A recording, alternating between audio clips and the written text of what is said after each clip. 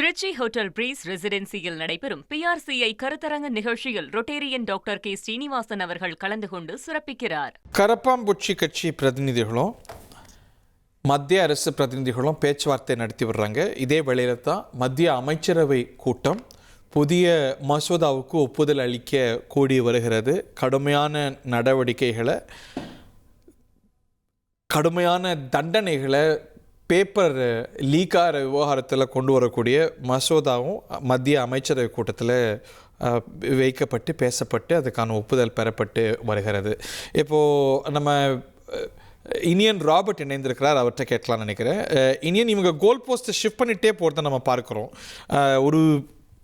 அவங்கள்ட்ட ஒரு ஃப்ளெக்சிபிலிட்டி தெரியுதா? இன்றைக்கி எஜுகேஷன் செக்ரட்டரியை மாற்றிருக்காங்க. இல்லை எங்களுக்கு அவர் மேலே நம்பிக்கை இல்லை, வேற ஒருத்தரை கொண்டு வாங்க, அவர் மேலேயே சார்ஜஸ் இருக்குது அப்படின்னு ரொம்ப அதீதமான ஒரு இம்பார்ட்டன்ஸ் எடுக்கிறாங்கன்னு நீங்கள் பார்க்கலையா?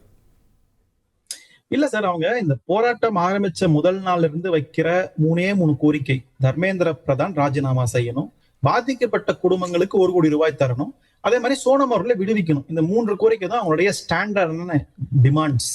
அந்த டிமாண்ட்ஸ் இப்ப கவர்மெண்ட் ஃபுல் பண்ணிருக்கானா? இல்ல. இது இல்லாம சம்பந்தமே இல்லாம வந்துட்டு சட்டம் பாஸ் பண்றோம், எக்ஸிகியூஷனை சரி பண்றோன்றாங்க. இந்த நீட் பேஸ்லயே பிரச்சனை இருக்கு.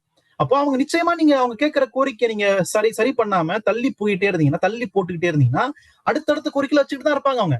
அவங்க என்ன சொன்னாங்க நேத்து? நான் பிரதமரையே பதவி விலக சொல்லுவோம், விடமாட்டோம் அப்படிங்கிறாங்க. சோ அந்த இடத்துக்கு யாரு தள்ளுறான்னா பாஜக அரசு தள்ளுது. நீங்க ரொம்ப சிம்பிளா கேட்ட 3 விஷயத்த நீங்க பண்ணி கொடுத்திருந்தீங்கன்னா இவ்வளவு இடத்துக்கு வந்திருக்காது. இவ்வளவு பெரிய லத்தி சார்ஜ் வந்திருக்காது. இந்த மாதிரி நீங்க சொல்லக்கூடிய அந்த சோ கால்டு கோல்ட் போஸ்ட் மாத்துறது நடந்திருக்காது. இதெல்லாம் நடந்திருக்காது. அப்போ அவங்க தே ஆர் ஸ்டில் ஃபிளெக்சிபிள். ஆனா என்ன பிரச்சனைனா அவங்க நீங்க ஃபிளெக்சிபிளா இருக்க விட மாட்டேங்கிறீங்க. அதான் பிரச்சனையே. நான் ஃபிளெக்சிபிள் மீட் பண்றது நெகோஷியேட் பண்றதுக்கும் ஃபிளெக்சிபிளா தான் இருக்கிறாங்க.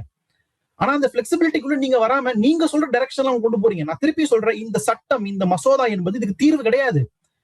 இங்க பிரச்சனை எக்ஸிகியூஷன்ல இருக்கு. ஆக்சுவலா இங்க நீங்க எத்தனை சட்டங்கள் கொண்டு வந்தாலுமே அதை எக்ஸிக்யூட் பண்ணக்கூடிய மெட்டீரியல் எந்த மந்திரி வந்தா சரியாகும்? Failure again and again. Dharmendra Pradhan போயிடுறாருன்னு வச்சுக்கோங்க, எந்த மந்திரி வந்தா தீர்வாகும்? இல்ல, எந்த மந்திரி வராருன்னு இல்ல சார். இப்ப இறந்தவங்க பாதிக்கப்பட்டவங்களுக்கு அக்கௌண்டபிலிட்டி தான் நாங்க கேட்கிறோம். ரெஸ்பான்சிபிலிட்டி வேற, அக்கௌண்டபிலிட்டி வேற. we are asking accountability. அப்போ அந்த இடத்துல தார்மீக அடிப்படையில யார் அமைச்சராக இருந்தாருன்னா அவர் தான் இருந்தார். நீங்க அந்த 13 அதிகாரிகளை நாங்க தண்டிச்சிட்டோம், ஆக்ஷன் எடுத்துட்டோம், எல்லாம் சரியா போச்சு அப்படின்னு சொல்றது நீங்க அக்கௌண்டபிலிட்டி இல்ல. அது ஒரு பெருந்தன்மையில வருது, ஒரு ஜெனராசிட்டியில தான் அந்த அக்கௌண்டபிலிட்டி வரும். அந்த ஜெனராசிட்டி, அந்த பெருந்தன்மை உங்க அரசுக்கு, உங்க அமைச்சருக்கு இல்லன்றதா இங்க பிரச்சனைங்க. ஓகே, நம்ம அதை புரிந்து இறுக்கி பிடிச்சிட்டு இருக்கீங்க. இந்த அக்கௌண்டபிலிட்டி எடுத்த தருணங்கள் எல்லா ஆட்சிகள்லையும் இருக்கு, நான் மறுக்கல. பட் அதை கவர்மெண்ட் ஒரு சைன் ஆஃப் வீக்னஸாக பார்க்குது. பட் சஞ்சீவி, அது அந்த இன்னொரு படி இறங்கி வராமல் இதுக்கான தீர்வு வருமா அப்படிங்கிற கேள்வி வந்திருக்கு. பட் ஒருவேளை அந்த ஃபிளிப் சைட் அவங்க இறங்கி வந்துட்டாங்க, இந்த கோரிக்கையை ஏற்றிட்டாங்க, தர்மேந்திர பிரதான் உடனே இன்னைக்கு ராஜினாமா செஞ்சுட்டார் அப்படின்னா அது என்ன மாதிரி ப்ரீசிடென்ட்டை செட் பண்ணும்? நாளைக்கு இன்னொரு பிரச்சனை வரும், அமித்ஷா பதவி விலகுங்க அப்படிம்பாங்க. ஸோ அது ஒரு முன்னுதாரணத்தை செட் பண்ணிடுது இல்லை? ஒன்ஸ் தே ஸ்மெல் பிளட் அதை அவங்க அடுத்தடுத்து கேட்க ஆரம்பிச்சிருவாங்கல்ல. அதான் சொல்றேன் இல்லையா, பொலிட்டிக்கலா இந்த விஷயத்துல வெற்றி அடைஞ்சிட்டாங்க அப்படின்னா அடுத்த பிரச்சனை ஆரம்பிப்பாங்க. இதை உடனே நிப்பாட்ட மாட்டாங்க இல்லையா? சோ இது நீங்க சொன்ன மாதிரி ஒரு வாட்டி இறங்கிட்டாங்க அப்படின்னா பல முறை இன்னும் இறங்க வேண்டியது இருக்கும். அது தவறான பிரசிடென்டா போயிடும். இப்ப எனக்கு என்ன வாய்ப்புகள் இருக்கு அப்படின்னா, பாஜக முன்னாடி ஒண்ணு வேற ஒரு மினிஸ்டரா இவரை வேற ஒரு கேபினெட் மாத்திடுவாங்க. ஏன்னா இவர் ஏற்கனவே பெட்ரோலியம் துறை அமைச்சரா இருந்தவர். சோ அதை பண்றதுக்கான வாய்ப்புகள் இருக்கு. எஜுகேஷன்ல இருந்து வேற மினிஸ்ட்ரி மாத்தலாம் இல்லையா, அதுக்கான வாய்ப்புகள் இருக்கு. ரெண்டாவது, கொஞ்சம் டைம் கொடுங்க. ஏன்னா நீங்க சொன்னே கேட்க முடியாது. சொன்னே கேட்டா ஒரு பிரஷர்ல இறங்கின மாதிரி ஆயிடும் இல்லையா? அதனால இந்த நாடாளுமன்ற கூட்டத்தொடர் முடிஞ்ச பிறகு நாங்க அந்த முடிவு எடுக்கிறோம் அப்படின்னு சொல்றதுக்கு வாய்ப்புகள் இருக்கு. சோ இதுதான் நான் பாக்குறேன்.